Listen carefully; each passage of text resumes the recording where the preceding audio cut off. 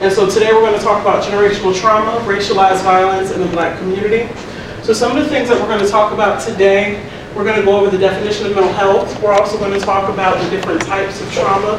And then we're going to move on to put into application transgenerational trauma and look at a case study in regards to a lynching that occurred in Mississippi. And then we're also going to think about how all of this applies to you and skills to practice. Okay, so I want to start off with a quote that says that strong mother doesn't tell her cubs, son, stay weak so the wolves can get you. She says, toughen up, this is the reality we live in. This is a quote from Lauren Hill that I used for the presentation that speaks more closely to the indoctrination of Black youth very early on. At some point or another in our development, we're told that our existence doesn't matter. And typically it can be regulated to whatever you're hearing in your household, however that message is conveyed. But what's interesting is how it gets echoed in social systems as well as public systems outside of our home. So when you think about mental health, you want to think about an individual's ability to be able to think, emote, and interact with one another. So moving on to the balance of well-being, it's not simply just the absence of a clinical diagnosis. So you want to not think about it in a boxed-in way in that form, but you do want to think about a person who's able to protect and advocate for the things that they believe in, whether it's cultural rights, whether it's civil liberties, but the ability to be able to understand what your personal limitations are and being able to understand your own capabilities as well.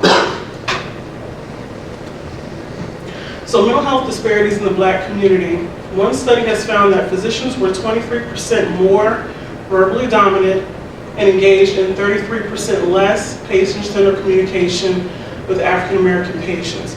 So what this slide is more or less saying is by the time you're in a interdisciplinary meeting with a client, so for example, as a social worker, we have to participate in interdisciplinary meetings with clients in terms of, it will be myself, the social worker, the client, some of their personal support. Sometimes you might see a primary care physician there, as well as a psychiatrist. So typically by the time you're the client sitting in that chair, the conversations are typically rushed, you're cut off, your suffering and your discomfort is not really listened to, so the care is not really customized to where the client is.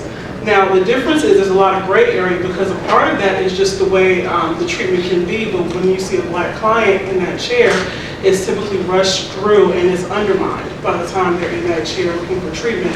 It's not as customized as it could be. So we're going to move on to talk a little bit about complex trauma. So complex trauma includes some clinical diagnoses in terms of post-traumatic stress disorder and acute stress disorder. So some of the symptomologies that you're going to see is emotional dysregulation. So you want to think about emotions that you're feeling that could be very overwhelming, but the inability to be able to have some level of self-control in that. It's also going to be triggered by multiple traumatic events as well as prolonged traumatic events. And it can be triggered by sexual abuse, physical abuse, verbal, psychological abuse, as well as psychological. So the epigenetics of trauma is the study of changes in organisms caused by modification of gene expression, transmitted through germ cells. Molecular mechanisms in trauma influences individuals and their offspring.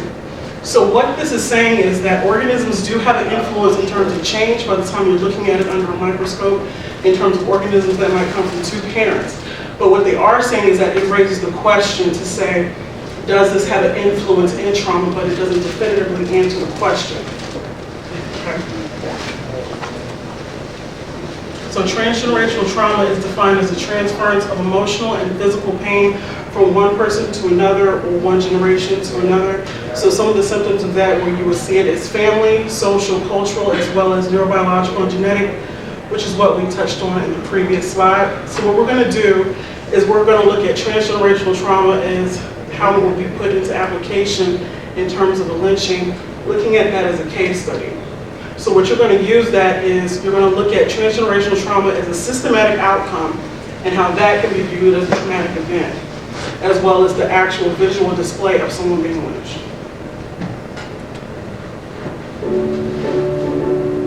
Okay, so this is the case study of Seals and Boland. It was a lynching that occurred in Starksville, Mississippi in 1915.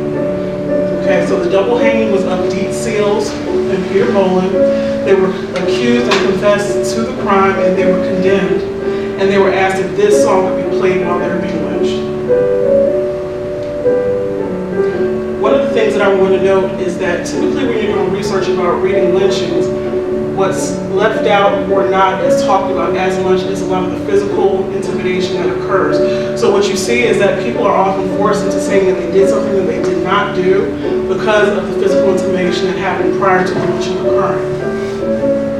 This picture is not a depiction of the lynching that occurred in Mississippi. This is actually a picture of a lynching in Indiana.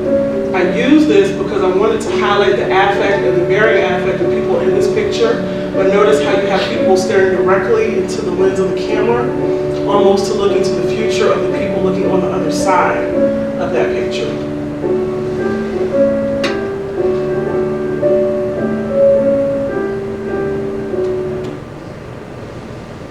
So the song that you just heard is titled "There is a Land of Pure Delight," which is a church hymn.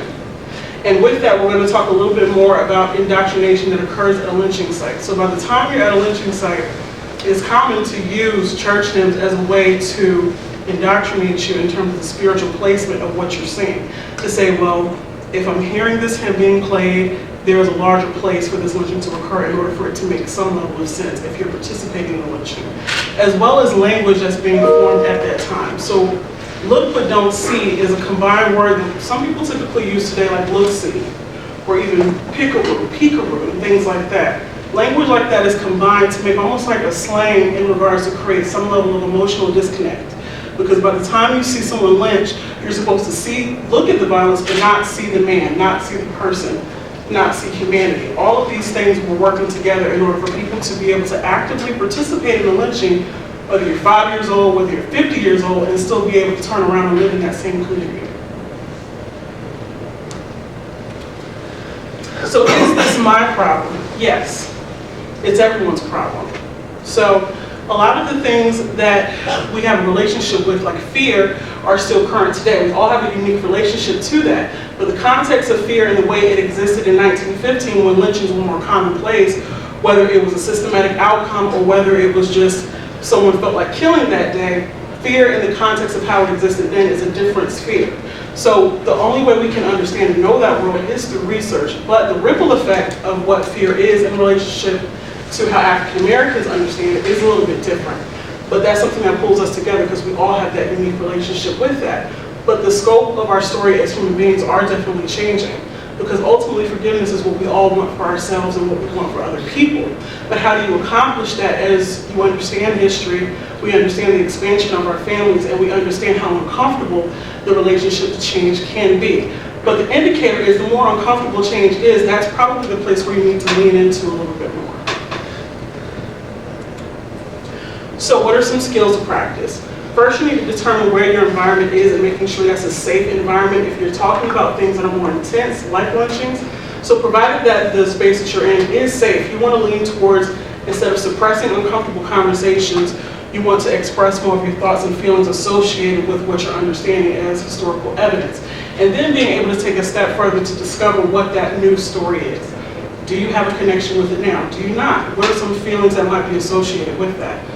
And also, acceptance is not permission. So with understanding historical evidence of how people were lynched and how some of that was a systematic outcome, some of it wasn't, understanding the story for what it is and allowing it to be as it is, without influence of what we want it to be, and making that a separate component. But then moving on to say, now what are my thoughts in reference to what it is I'm reading, what it is I'm researching, and then being able to separate that component to say, now what emotions come up as I look at this picture? What emotions come up as I read information about the community distance that they were able to create and still go back to their community after the physical violence.